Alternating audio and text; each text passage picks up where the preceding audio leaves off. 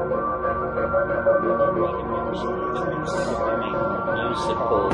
linguistic objects.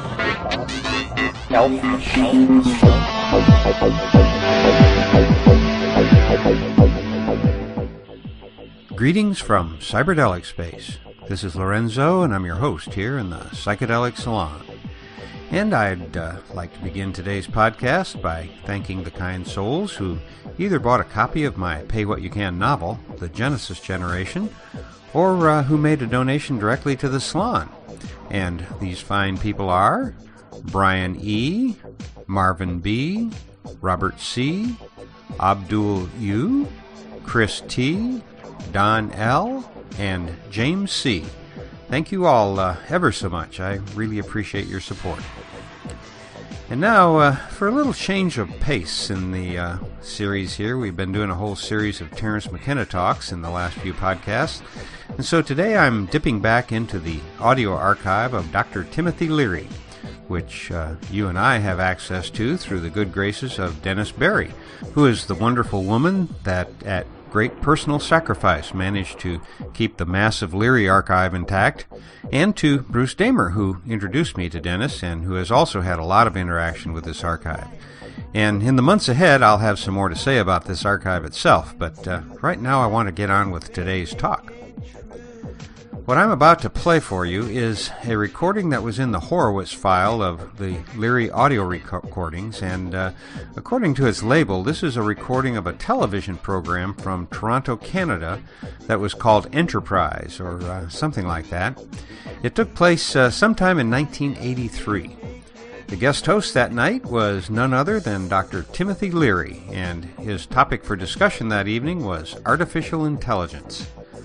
Now, I'll have a little more to say about my own thoughts on that subject after we hear what Timothy's guests have to say, but I do want to be sure that as you listen to this panel discussion, you keep in mind the fact that it took place in 1983, which was 10 years before Vernor Vinge wrote the paper in which he made famous the phrase, technological singularity.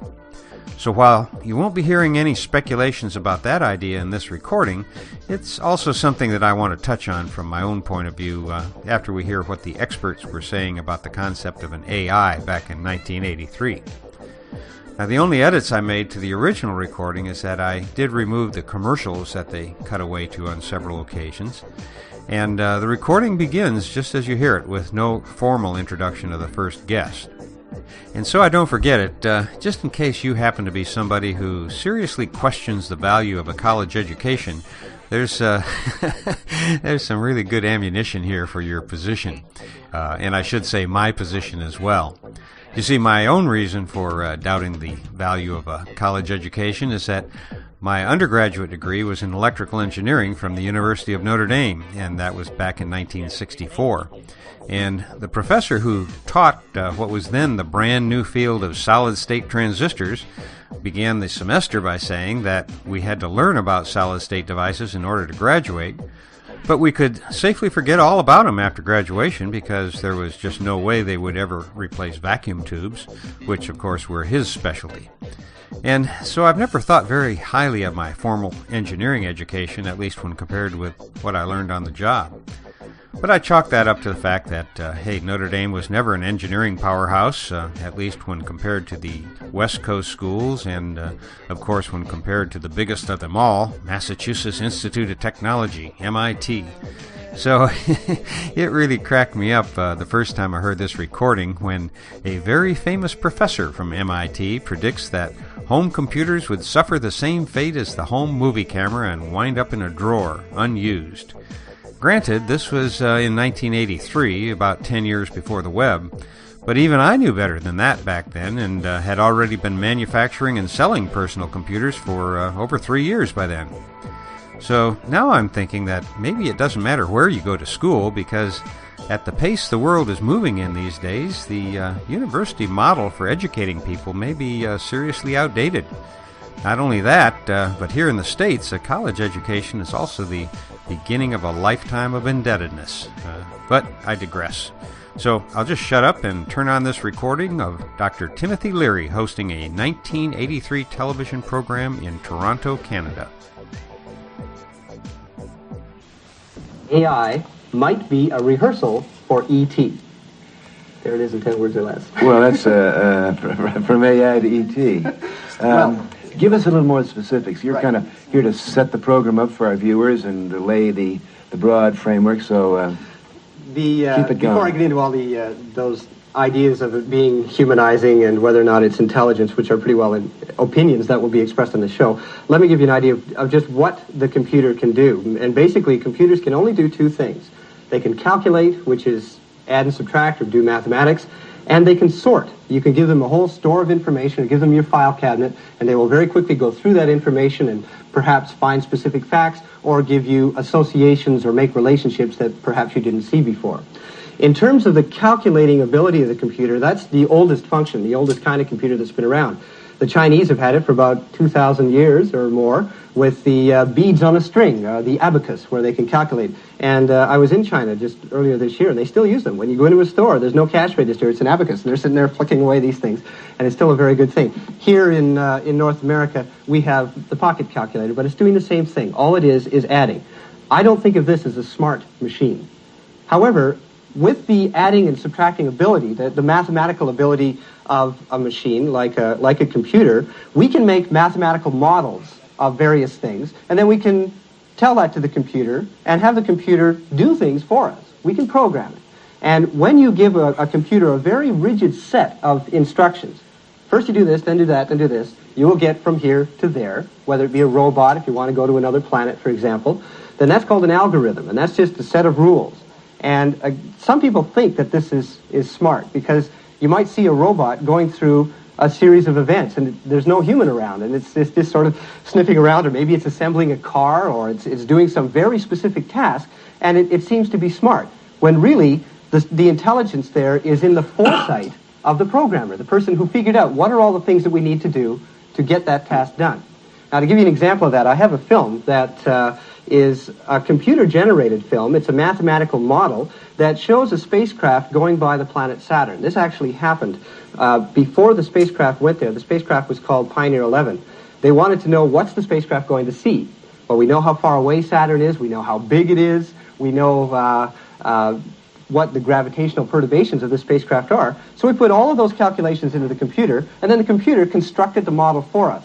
So every frame of this film that you're seeing as the spacecraft goes by the planet was simply a mathematical calculation. The spacecraft itself was a robot. It's so far away from the Earth that we can't really talk to it. It takes about an hour and a half to get a message to Saturn and back. So the spacecraft had to be able to do things like look down on the underside of the rings and examine the lightning that was happening down on Saturn, and then point its camera. Look for a parking place. Yeah, find out if there's anything there. It was an alien environment that's too far away and too dangerous for humans to go. And it knew where to point its cameras and various things. Well, there's an example of a robot doing something following a very linear sequence of events.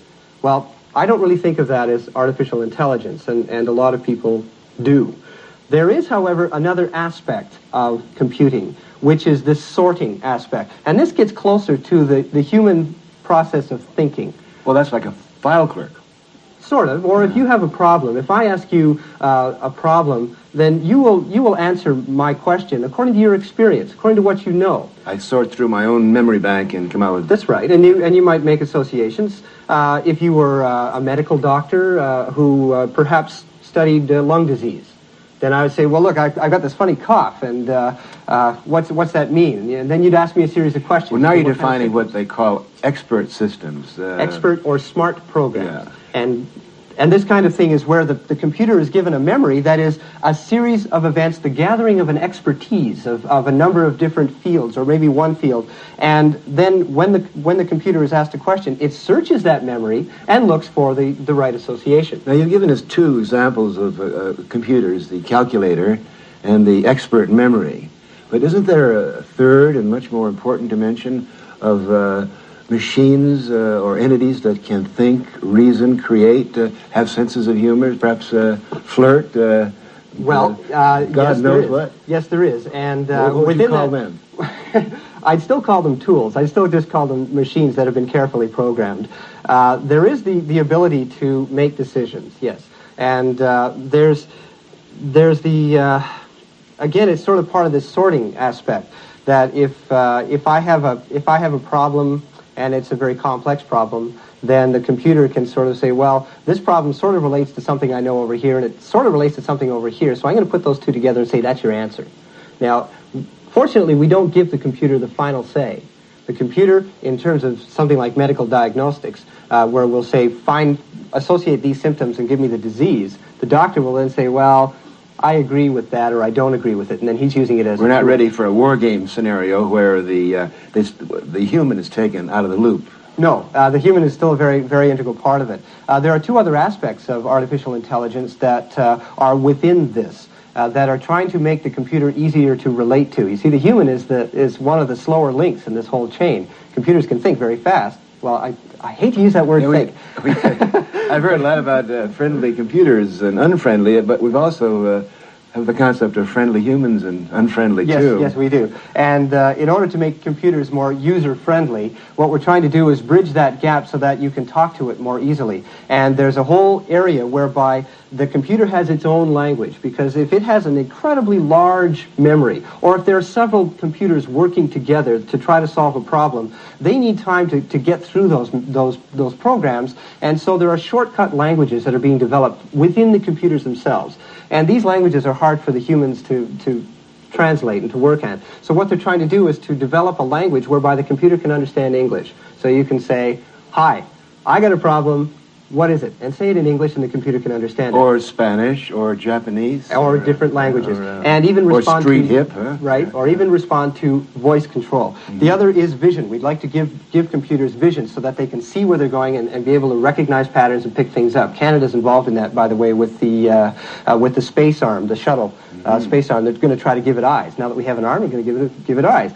If all of these things come together, the fifth generation, which is sort of the embodiment of all of these things, of decision-making, supposedly reason, the ability to select various problems and see and move around, and we get it all into a robotic, then we're dealing with a machine that can apparently think and move around and relate to us. And whether or not it is actually thinking is something we have to deal with. At this moment, I'm a thinking machine, doing my best to relate. You got my brain spinning in the best sense. Joining Dr. Leary is Wendy Leonard. Wendy, I'm glad you're here. In reading your work, which I find, by the way, inspiring and intelligence increasing, the word natural language comes up a lot. Could you tell us a little bit about that? Well, we use the term natural language to differentiate it from computer programming languages.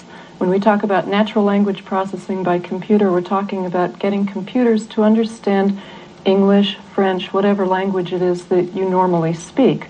So we're trying to increase the ease with which people can use computers, and we're incidentally trying to learn a lot about how people use natural language in order to achieve this. Now, it might not be at all obvious what's difficult about getting computers to do natural language. We traditionally think of computers being able to compute. They and perform do arithmetic great chess operations. problems and solve great mathematical equations and That's right. tough stuff like that. We associate certain tasks with computers, and natural language does not seem to be one of them. As we try to get computers to understand natural language, we understand a lot more about what's difficult in that task. For example, when I speak to you and you hear my sentences, you make a lot of assumptions that could in fact be wrong. We call these inferences. For example, if I'm talking to you about a mutual friend, John, and I mention to you, did you hear John almost got hit by a car last night? No. It's not at all clear exactly what must have happened, but you make some inferences that John must have been outside, John must have been engaged in some sort of an activity, and this has implications, this has consequences. We can have expectations about this interfering with something that John was doing, and we're naturally concerned. We think to ask, was he hurt? Mm-hmm. What happened? Now these are all functions that people handle quite naturally, and it's something that is not at all easy for a computer. Inferences are assumptions that could be wrong, and it's been estimated that 80% of the communication content that flies between people is of this nature.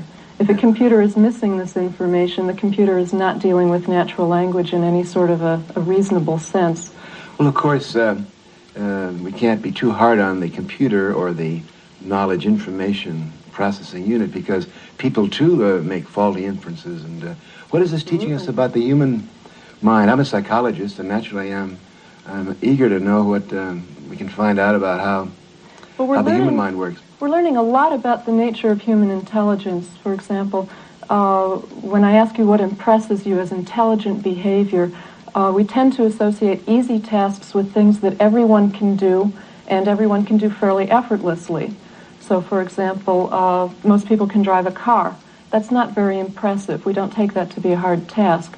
On the other hand, not very many people can prove theorems or play master-level chess. We tend to find that impressive. Also, the things that children can do strike us as being easy, whereas the things that we only learn to do after the age of 20 or 30 strike us as being more impressive. Now, with computers, we discover an irony involved in that kind of developmental view of impressive behavior. With computers, it's actually easier to program a system to play master-level chess, to prove theorems, to hypothesize results in mathematics, than it is to, for example, get a computer to recognize images in a scene or understand simple sentences and respond to them in reasonable ways. So we're seeing an inverse. Because computers were designed by high-level mathematicians and chess players, maybe? Not at all, not at all. It has to do with the essential nature of the processes that we're working with. Some processes only draw on a very limited, constrained amount of knowledge, and we can characterize that knowledge in a fairly comprehensive, intelligible way. We can talk to someone who plays master-level chess. We can ask them, how is it you do this? What's the difference between a beginning game and a middle game and an end game? We can get some information out about that process of playing chess.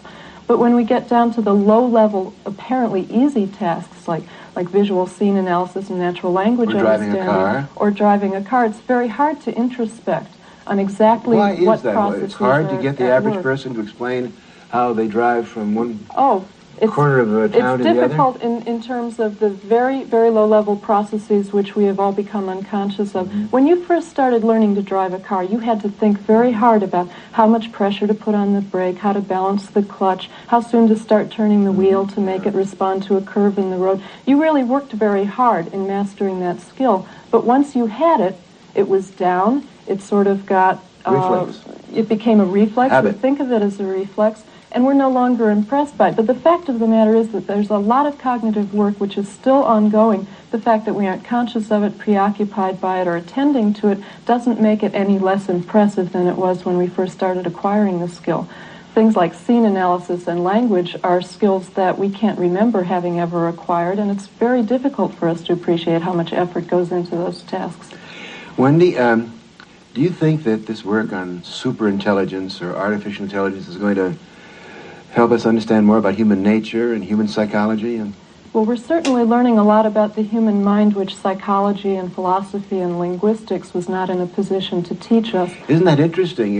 One of the side effects here seems to be that as a psychologist, I'm embarrassed to realize that we psychologists don't know that much about how the mind works, and I know the philosophers are a little worried that you're raising questions about human nature and the very value systems. There's some very healthy interactions going on between the disciplines because people realize that AI has something to tell the other disciplines that are interested in the study of mind. And I think we're coming to appreciate the difference between information and knowledge. Yeah.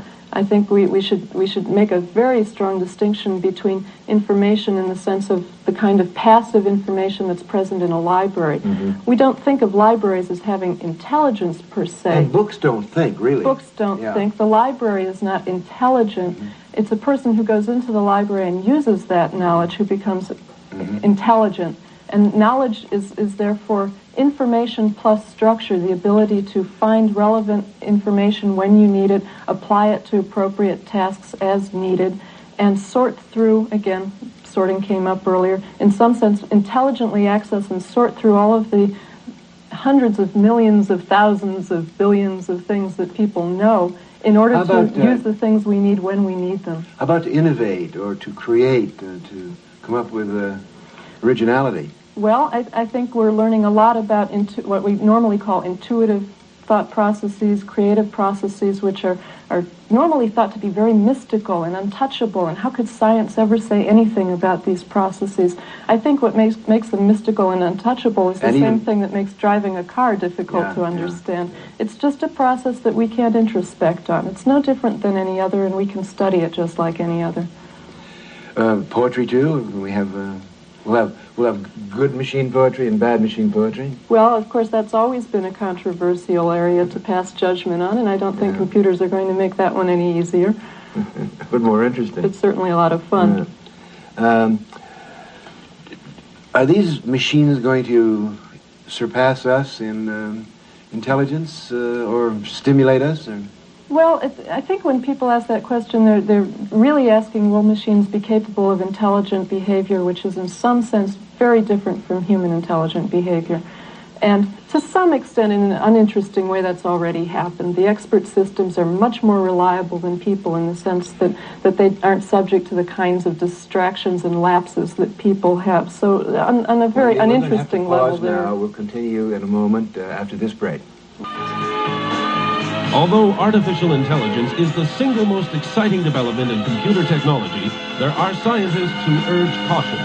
Our next guest is one of the most widely respected computer scientists who believes that the crucial difference between man and machine is one of risk, courage, trust, and endurance. Joining Dr. Leary is Joseph Weizenbaum. Professor Weizenbaum, it's a great honor and pleasure to have you here. I've always felt for many years that you're a hero and legend in your own time. In the last 20 years, many of us have felt concerned about the monolithic computer age, the IBMs, the KGBs, the credit card checks, and so forth. And your voice has been heard throughout the land, kind of defending the individual and the human aspects. How did you fall into this, if I may say so, heroic role? Well, I certainly didn't choose it.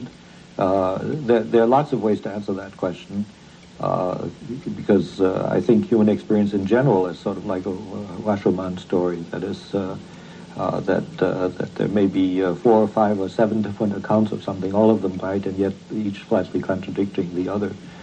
I think in my own case, I happen to be at MIT, and I happen to be there at a very interesting time, in the sense that of the Chinese who think of it as a curse to say, "May you live in interesting times." I'm thinking of the Vietnam War and what went on in universities at the time, and so on. Oh, the time of upheaval and questioning and challenging. Exactly, and especially at MIT, which is rather closely connected to Washington, was at the time as well, and so on. And at that time, I was working on what was then called conversational programming, that is, dealing with a computer not in the way of first writing a program, then giving it to the computer, then waiting for the computer to execute that program, and then seeing what one wants to do with the results and so on, but the way it's done now pretty much, for example, on home computers, that is that you sit there, you write a few lines and get the computer reacts and so on and so forth. And in that time, I wrote a program that made it possible to converse with the computer in natural language. The famous Eliza. Yeah, the infamous Eliza, of whom I can't get rid. Anyway, and it was a couple of things happened there. One is I noticed very quickly how deeply people who played with it became attached to the thing, so to speak. In effect, the holding power of the computer, and that on the basis of what I knew to be a rather very simple program. And even then, I think many of the people who experienced this holding power were in fact computer people at MIT who knew very well what was going on. And so on. Couldn't it be like a book? The first time the book came along, people had that holding power, and people were attributing magic, and they couldn't tear the kid away from the book. Is there some analogy there? I don't know whether that happened or not, but there might very well be. Nevertheless, I found that interesting and to a certain extent disturbing. Again, the sort of the power of the grip that I could observe. I think we should perhaps explain for a moment, Professor, what ELIZA is. Well, ELIZA was continues to exist, unfortunately, not through my doing. Anyway, ELIZA was a program which caused the computer, so to speak, to pretend to be a psychiatrist in an initial psychiatric interview. And the mode of use was that someone playing the role of a patient. You type in your questions, your problems? That's right. You type in, for example, I can't sleep at night, for example, the sort of thing you might say to a psychiatrist initially. And partially out of the stuff that people type in, and partially out of its own storage, the computer would construct a response, which is generally a question, like, for example, why can't you sleep, or something of that sort. It's kind of mirroring back, throwing back, getting the person to talk more. Huh? That's right. Yeah. That's right. All the thing really did is to encourage the person to keep talking. Pour out the list of troubles. Yeah. And the other thing that disturbed me so about it was that there were psychiatrists in the United States, even fairly well-known psychoanalysts, who saw this as the beginning of computerized psychiatry. And I found that thought to be just terribly abhorrent, computerized psychiatry. And not only does the program continue to live in one way or another, there's people are selling it, for example, and so on, but the idea that a computer can in fact engage in therapeutic conversations and psychotherapeutic conversations, that idea won't die. And resurfaces over and over and over again, and I find that very disturbing. Well, again, though, isn't it like a self-help book? People know that the book is simply a bunch of words on paper, but it's some way of stimulating thought or stimulating questioning and getting the person to reflect on their own situation. Well, that's one interpretation, but let's look at it another way. Let's look at, say, a Christmas card or a get well card or something of that sort. Now, people who believe that the sentiments expressed on that card represent love coming from the card or something of that sort, or for that matter, love coming from the sender of the card. The sender of the card chose the card and sent it, and that's all the sender did. Mm-hmm. And one doesn't believe that the card understands or anything of the sort. The belief that so many people had that the machine actually understood them. Yes, the machine understood me, no matter what I'd say. They'd say, yes, I know it's a very simple program and so on and so forth, but nevertheless, I'm quite sure the machine understood me. The difference between the card and the machine program, though, is that if you get a get well card, it says get well. Yeah. But if you say, gee, thanks a lot, it doesn't say you're welcome. Yeah. Whereas the machine did. You've been very well known and continue to be a spokesman of caution about artificial intelligence. Yet something's happened recently that has encouraged me and kind of quieted some of my fears, and that's this explosion of personal computing, the fact that everyone can have in their own home the hardware and the software and the rudimentary knowledge, so that we don't have to be victimized or feel spindled and mutilated by IBM and the big corporations, that the movies War Games and the idea of young kids learning how to fight back, even the rebellion and the insistence on individuality, and the fact that the establishment is now upset about kids and personal computers. Isn't this a source of comfort for you? Not at all. I'm stunned by what you say. For example, let's just pick up on what almost the very last thing you said. You talked about the insistence on individuality, or that individuality gets widespread. It's a common statement people make that the computer makes it possible to treat the people individually and in general to individualize. I don't quite like that word. Products. There's no reason in the world why everyone should have the same suit on. When computers make suits, they can make each suit different from every other suit, and so on and so forth. In fact, if we look at what's actually happening and what's happened already, we see that the computer has had and is having an enormously homogenizing effect, as we all tend to do things in the same way because of the computer. Don't you think the personal computer with personal programs is going to an individual software? The mistake there is I think in the idea of personal programs. I think very, very few people are going to write their own programs for personal computers. Now, people we know, the three of us, they're likely to write programs for their personal computer, but they're a very special kind. They're people who teach computer science in universities and so on.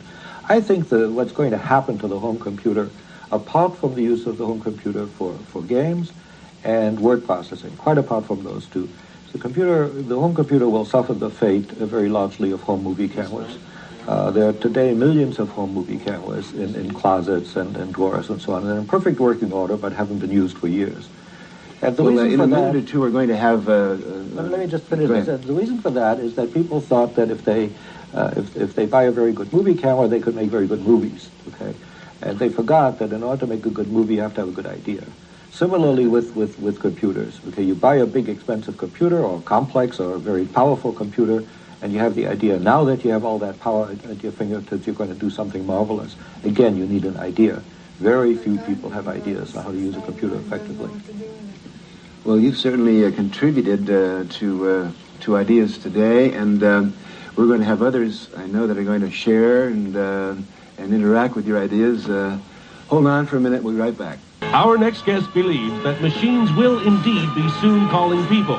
He's an artificial intelligence researcher from the Carnegie Mellon University who is convinced that the new developments in this field will be of the utmost benefit to mankind. Joining Dr. Leary is Professor Jaime Carbonell. Thanks for being with us today. We've had a lot of free-flowing discussion here, from space to down-to-earth problems. Maybe you could focus for one moment on what does an artificial intelligence scientist expert do? How do you spend your days and time, and what are you working on? Well, I work primarily on two aspects of artificial intelligence.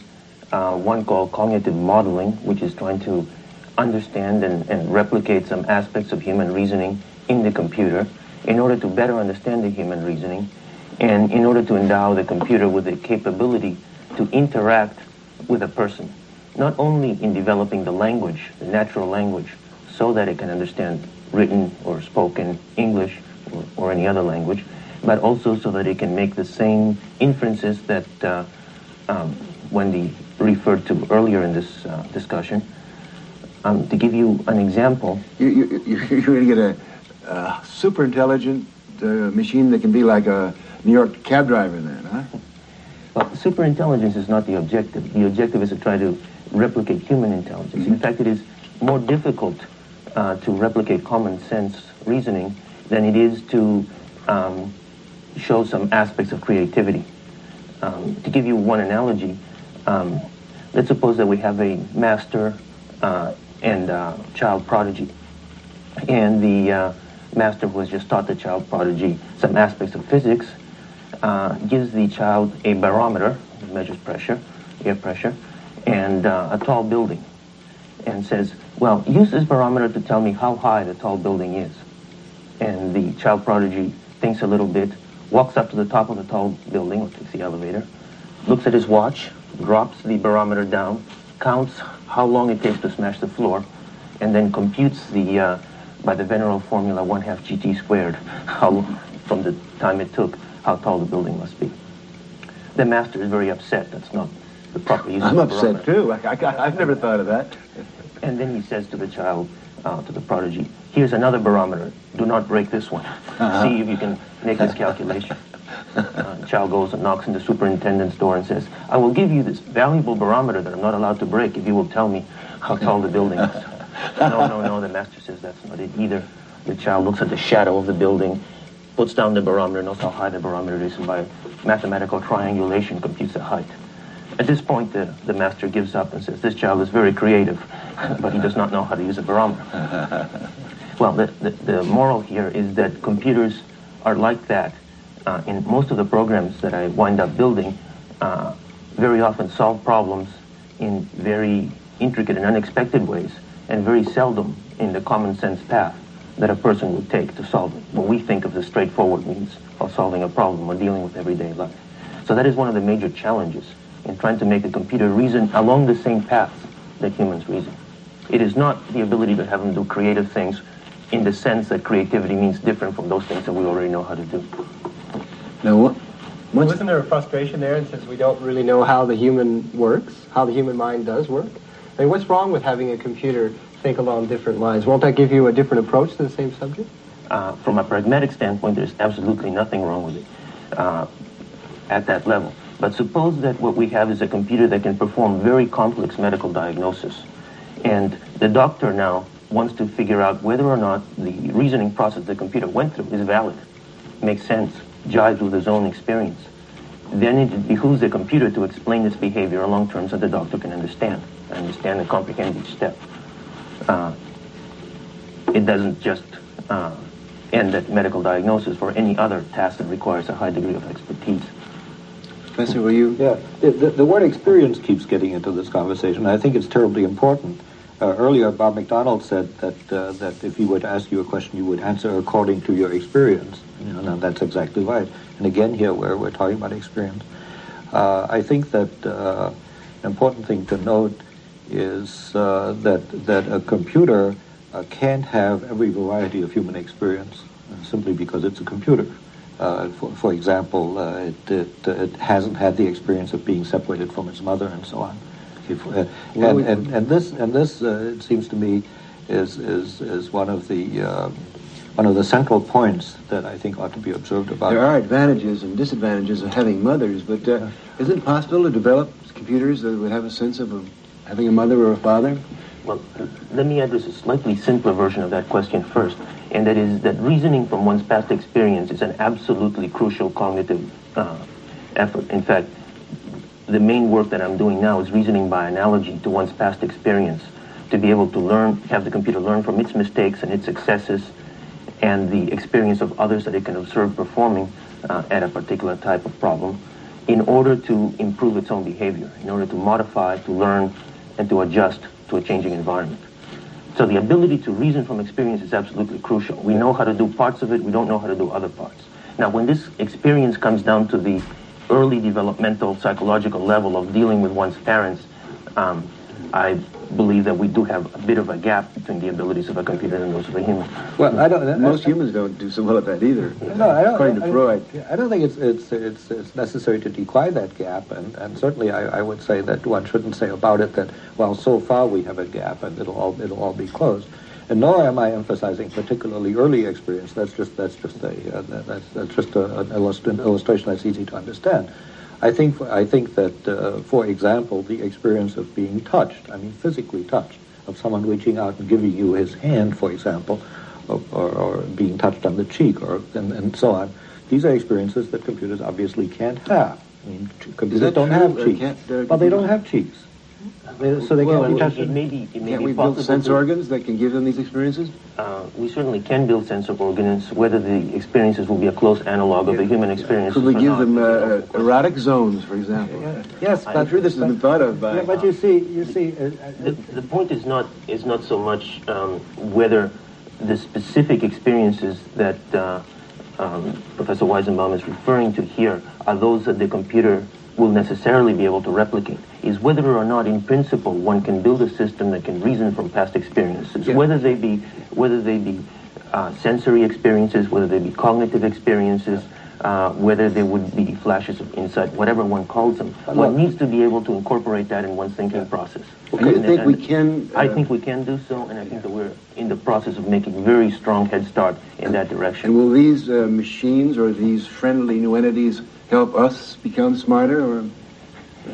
Well, they might help us in an educational setting to understand the specific experiences that the student is having in learning in this particular domain. Look, there's no we're going to have to come back to this for a moment. We're just getting going here. I, for one, need a little break, and we'll be back in a minute. Our next guest is at the forefront of intelligent video games, which he believes can be an incredible educational tool if developed properly. He's the vice president of the Exor Corporation in Minnesota, and he's here to discuss the implications of his work. Joining Dr. Leary is Michael de St. Hippolyte. I think one of the reasons I was chosen to host this show is that I'm not an expert. I'm fascinated, interested, and perhaps like many viewers, looking for the future to happen here today. I must say, at this moment, I feel a little more at home. There's something here that's familiar. It's a personal computer. It's something that we've all coming to get a little closer to in our daily life. And Michael, tell us, what's this about, and how are you going to increase our intelligence with this machine? Well, I'd be happy to, Tim. And the first thing I'd like to say is that there's a difference between video games and computer games. And what I work on are computer games. And what that means is that a computer has the ability to compute interactively, to work interactively with you, which means that it doesn't have to be just an eye-hand coordination game. It can be something... It's a thinking form of Pac-Man and a thinking Donkey form of Kong Pac-Man. with a high IQ. That's right. And in fact, one of the games that I have out, it's called St. Hippolyte's Wall, named after me, I guess, is a thinking game because it's a game that involves decision-making and decision-making under uncertainty, under conditions of uncertainty. It plays differently every time. The idea of the game is you go around the screen and you gobble up prizes, sort of like Pac-Man. But whereas in Pac-Man, the maze is the same every time, in St. Hippolyte's Wall, the maze is constantly growing right around you. That's the wall. It's like life. It's like life, that's right. And just like life, you get a different set of prizes every time. And some of the prizes are good prizes, some of the prizes are bad prizes. And you also can eat the wall, which is sort of like making a bad situation into a good one. You know, taking advantage of the things in life that are working against you and turning them for you. That could be quite a profound concept. Well, I hope the game is seen as being profound, because while on the surface it seems like just may seem like another computer game to people who look at it for the first time, I found that as people play it, they realize that there's a little bit more to it. And for one thing, it's not the type of game where you're being pursued and either you get them before they get you. It's more of a game where you're confronted with the situation and you have to deal with the situation in a rational way, and there's not necessarily a best way of playing it, and you pretty much have to be just on your toes and thinking about what's going on.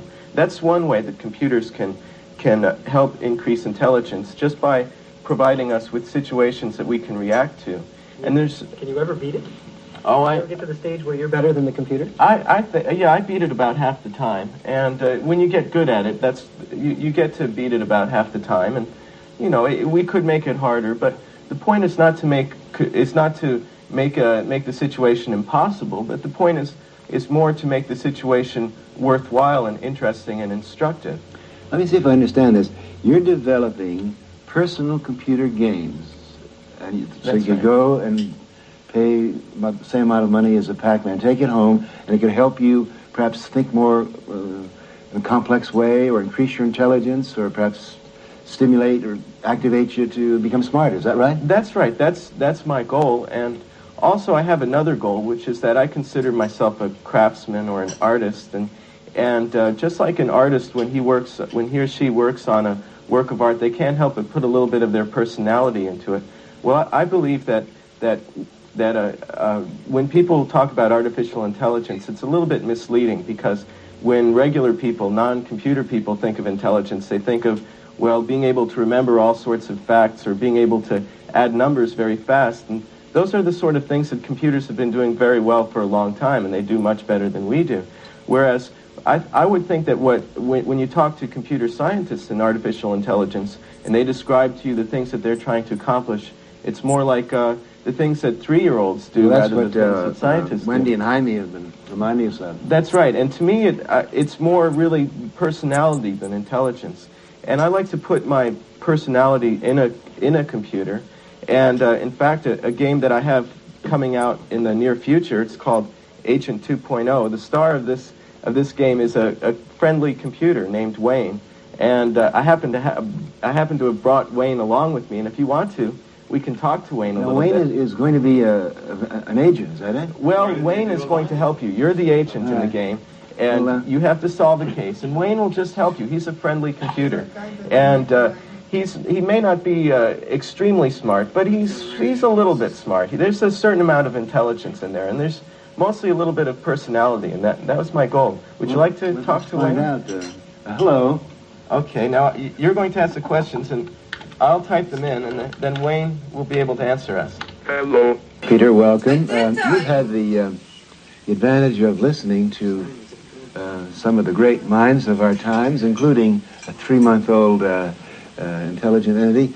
How does it all look to you from this vantage point?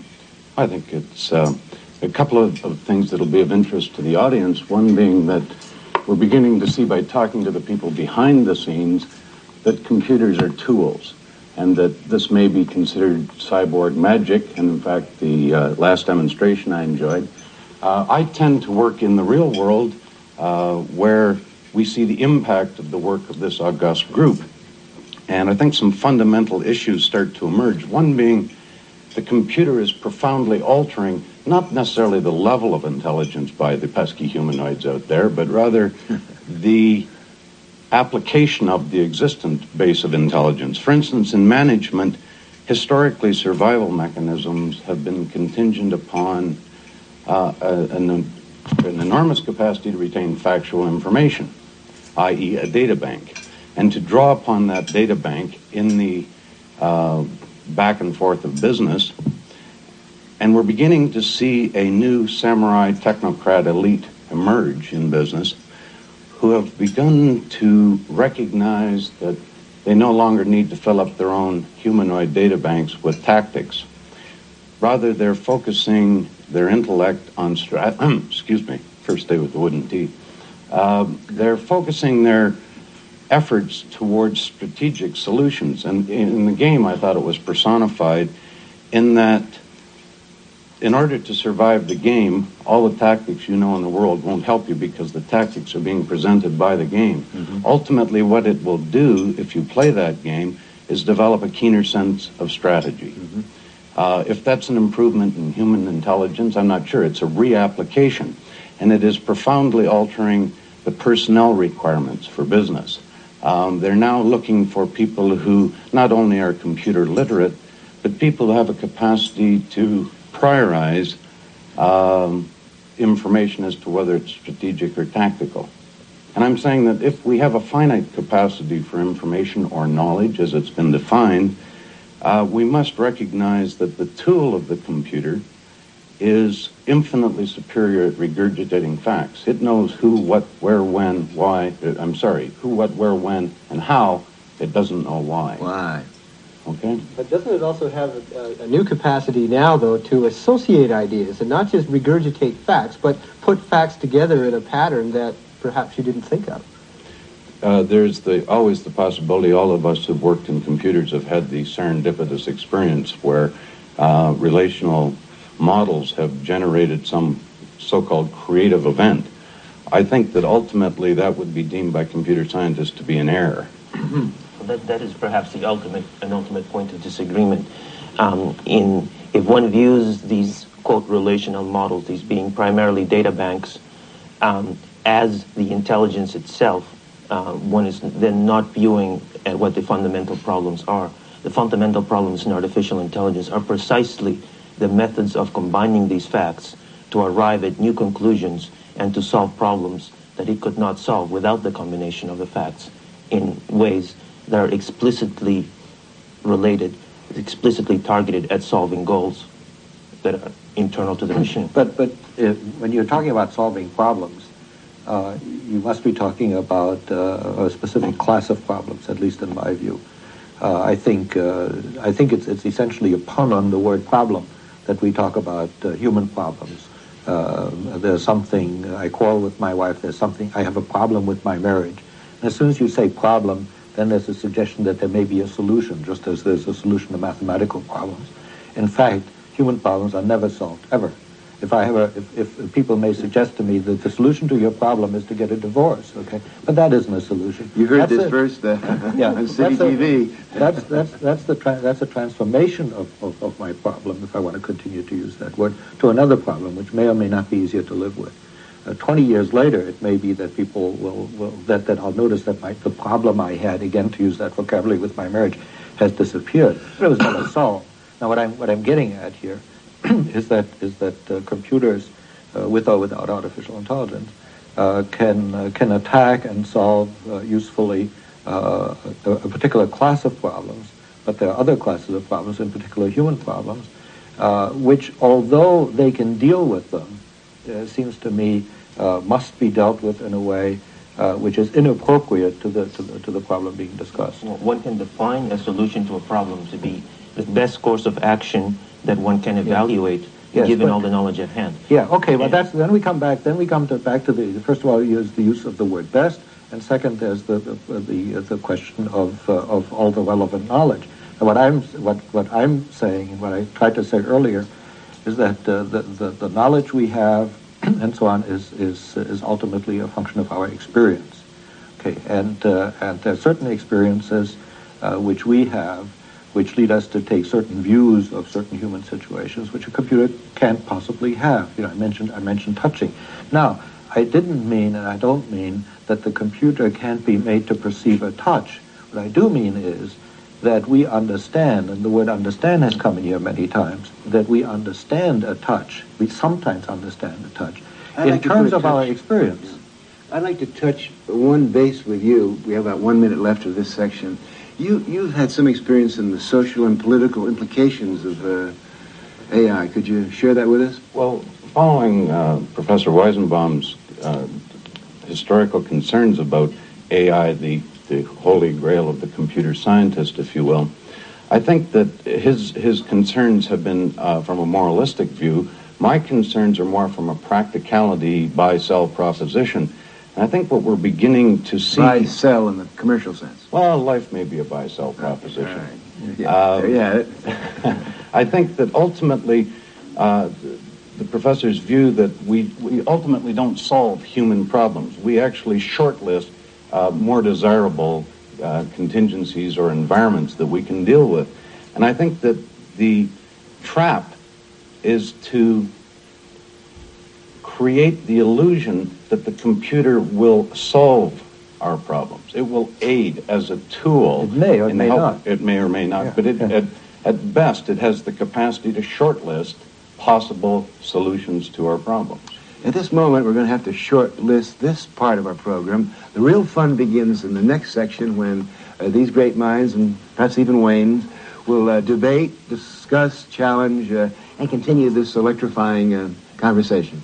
Come back. I know Wendy's got a question or a comment to something that Professor Weizenbaum said, so let's hear it. Yeah, I'd like to talk about this issue of experience, which seems so very important. As you pointed out, computers do not have the wealth of experiences that people do, and that this might in fact be a limiting factor in what we can expect of them. But it's important to understand that people have two very different kinds of experiences as well. They have the first-hand experiences of direct interaction with the environment, and they have vicarious experiences.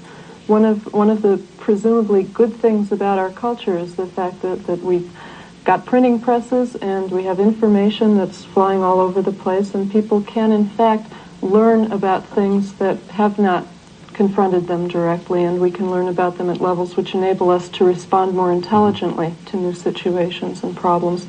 Now, the computer obviously is more receptive to vicarious experience at this point than first-hand, and by being limited in that sense, we are actually learning a lot about what can be done with that level of information, and I think it's critical to understand that there is a lot of vicarious information we can give computers which will enable them to operate in ways we might not have expected. One of my problems that I work on is narrative text summarization.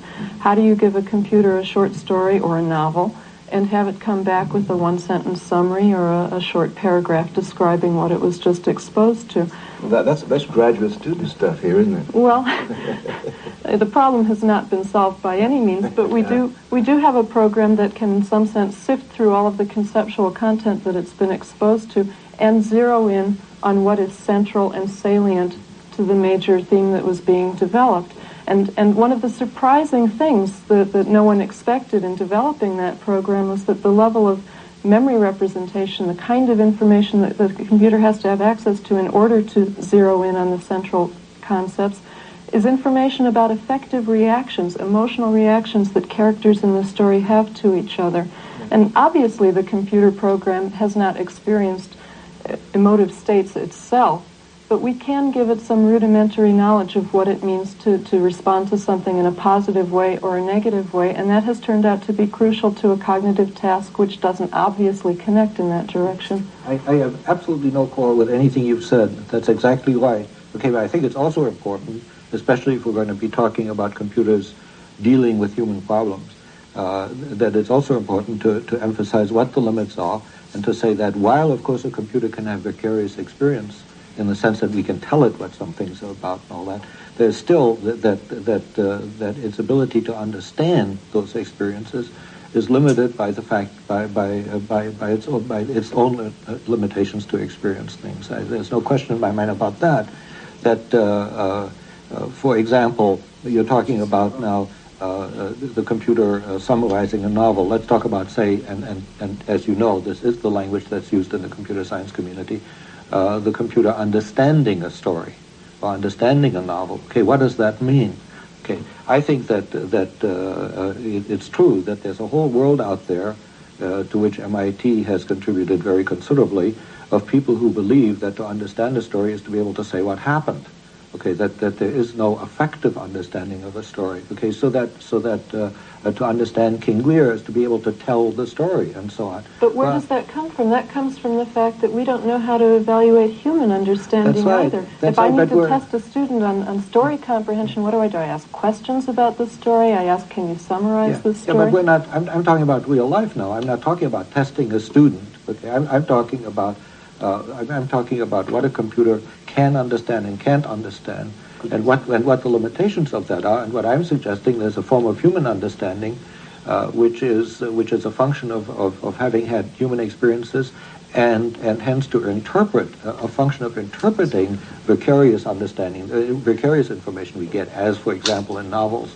This interpretation is done again on the basis of our experience. Would you say that a doctor could understand what appendicitis is? A particular doctor who can treat appendicitis, diagnose it, cure it, teach other prospective doctors about it, has not himself experienced appendicitis. Not to mention pregnancy. No. Exactly. That's not what I'm saying. It is true. It is true that men's understanding of pregnancy, for example, is limited by the fact that men can't have the experience of being pregnant. It is limited. Absolutely. Yeah. Okay. But it does not. It doesn't mean doctors from that's right. an extremely useful That's role right. Absolutely. in helping out with pregnancies and helping delivery From babies. the beginning of conception all the way through. Yeah. But that's exactly right. I mean, yes, it doesn't require total human understanding to solve an infinitude of problems. That's exactly right. Okay, but I'm trying to... You equate understanding with absolute, complete, first-hand experience. No. And that's just wrong. But that's what you've been saying. Well, I'm talking about understanding a certain class of events. Checkmate here? No, I'm talking about understanding a certain class of events which are grounded in human experience and so on. The doctor's or the surgeon's understanding of appendicitis is certainly not a complete understanding. It's an understanding which is adequate to the purpose. Okay, and one of the things we haven't talked about exactly. Now, this understanding adequate to the purpose changes the game again. Exactly, and this is precisely the type of understanding that we are trying to achieve with AI systems to aid human thinking, reasoning, and to replicate those aspects of it. And I congratulate you and wish you well. Okay, I think that if that's the kind of understanding that you're working on and so on, and I know you are personally, then that's wonderful. Okay, there's no question about it. What I'm getting at here is essentially the imperialism of artificial intelligence, where by imperialism I mean the attempt to govern domains which aren't properly its. Here, are you going to comment here? The question I have follows this line of thought.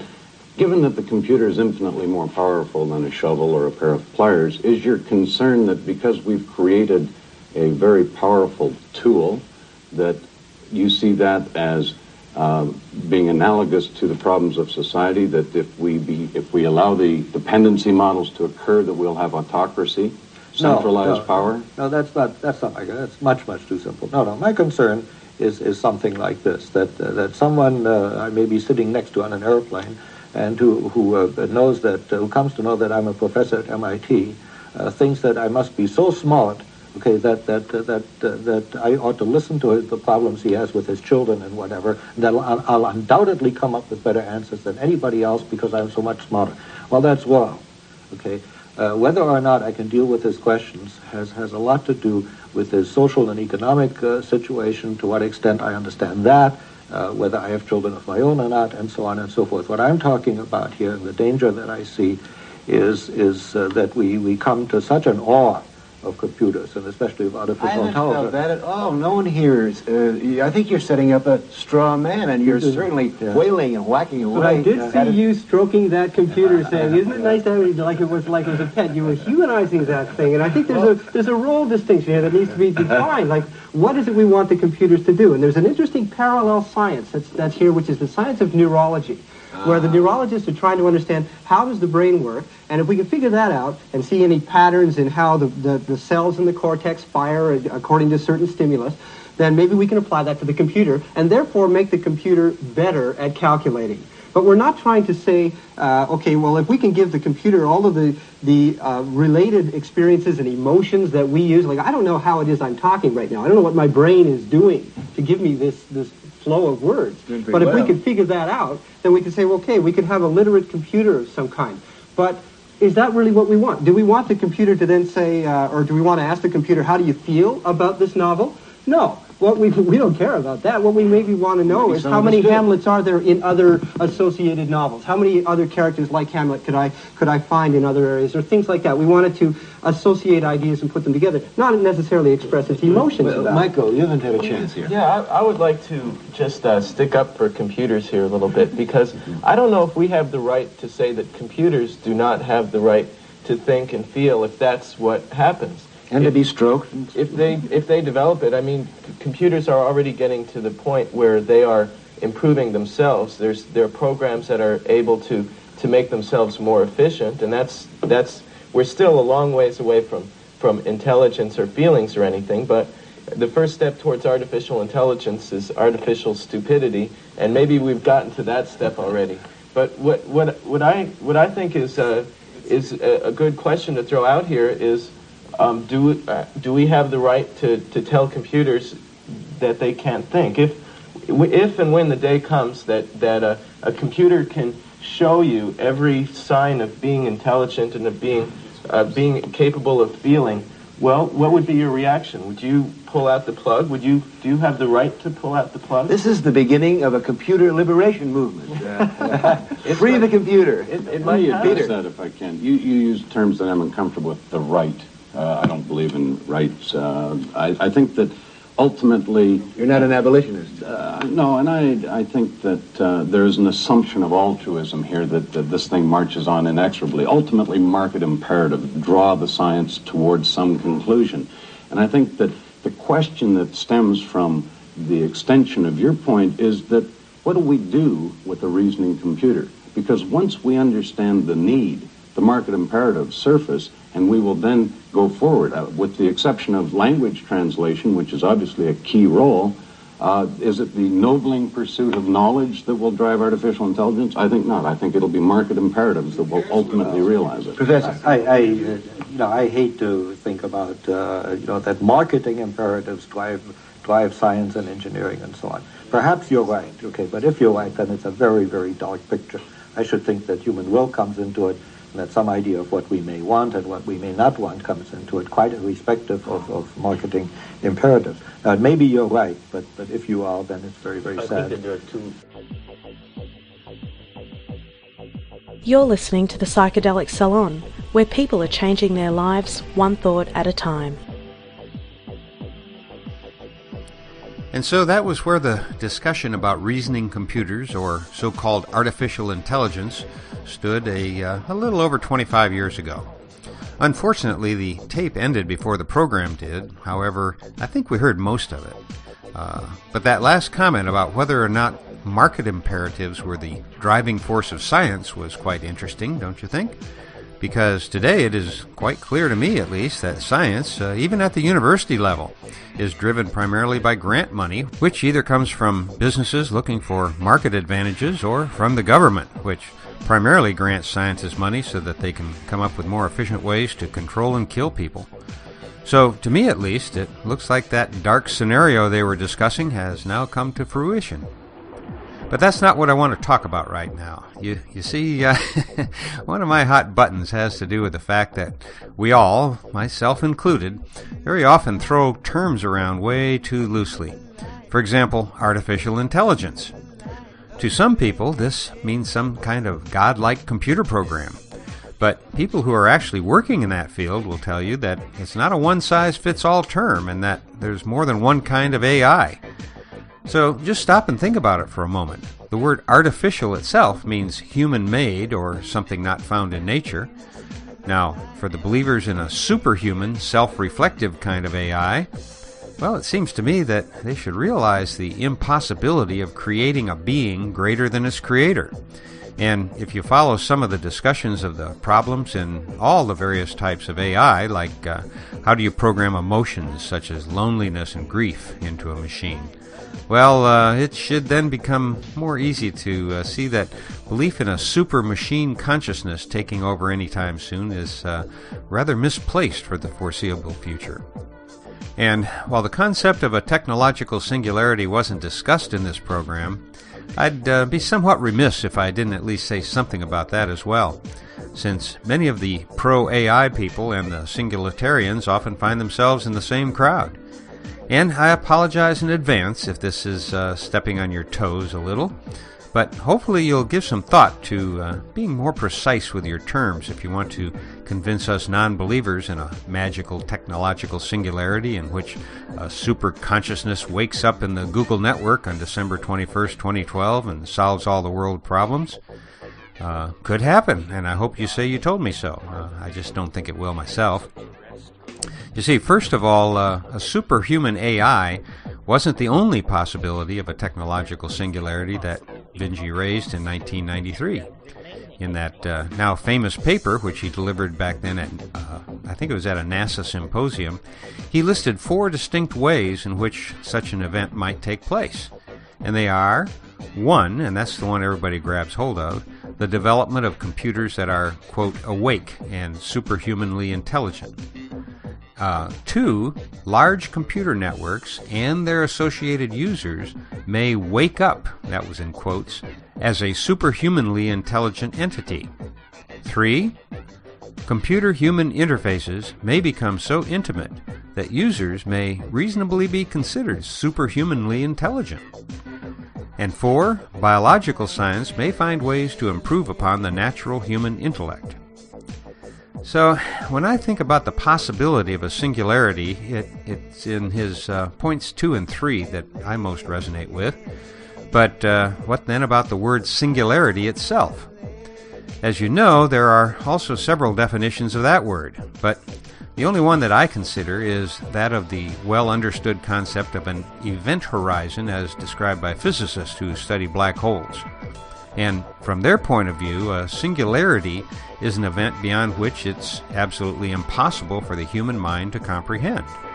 And so, by that definition, all talk of a post-singularity world seems kind of ludicrous. To me, the word God describes a singularity, but if I used that word in casual conversation, most of my friends would probably think that they knew exactly what I was talking about. However, not a lot of people I know use the same definition of that word as I do.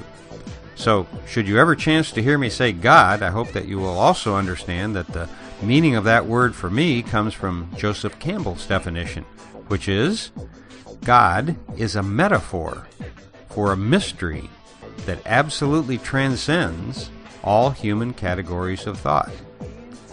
God is a metaphor for a mystery that absolutely transcends all human categories of thought. And as Campbell so brilliantly pointed out, that even excludes calling God the other, because that's just another category. Well, that's enough heavy thinking for now, so I'll just make 2 quick announcements and then I'll be out of here. The first is about a podcast that you won't want to miss if you're anything at all like me and enjoy hearing some of the real old-timers talk. The elder I'm talking about is none other than the Bear, otherwise known as Owsley. As you know, Bear died recently, but in BB's Bungalow number 44, her guest host Iolite Knight plays what most likely is the last talk/interview that Owsley ever gave. And that alone makes it a great program.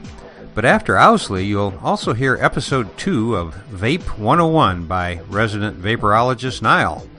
And that is something you really won't want to miss if you're at all interested in learning more about our sacred herb, cannabis. You know, I've probably been using grass longer than a lot of our fellow saloners have been alive. And still, I learned so much from Niall's talk that I've now listened to it twice and took notes a second time. So big thanks to Niall, Iolite Knight, and Black Beauty for getting this important information out to the tribe. And hey, keep up the great work, you guys. Now, the last thing I want to mention today is that there is a new and longer trailer out for the film Fall and Winter, which you can see at Fall Winter Movie, all one word, fallwintermovie.com. I've mentioned this before, as it was the source of the 2 Great Crescendo podcasts with Bruce Namer that we recently heard. But in addition to Bruce, there are over 20 other futurists featured in this film, and as you'll see in the trailer, it not only points out many of today's world problems, but it also provides some very inspirational ideas about ways in which you can personally help to shape the world for those who will be coming after us. I don't like the way that sounds. Those will be coming after us. How about the generations that'll follow us? I don't know how these words slip out of my mouth sometime. Anyway, I'll link to it in the program notes for this podcast in case you want to check it out, which I highly recommend you do. Well, that's going to do it for today, and so I'll close again by reminding you that this and most of the podcasts from the Psychedelic Salon are freely available for you to use in your own audio projects under the Creative Commons Attribution Non-Commercial Sharealike 3.0 license. And if you have any questions about that, just click the Creative Commons link at the bottom of the Psychedelic Salon webpage, which you can find via psychedelicsalon.us. And if you're interested in the philosophy behind the salon, you can hear something about it in my novel, The Genesis Generation, which is available as a pay-what-you-can audiobook that you can download at genesisgeneration.us. And for now, this is Lorenzo signing off from Cyberdelic Space. Be well, my friends.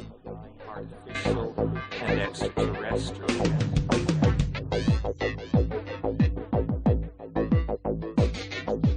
It is the impossible become possible and yet remaining impossible.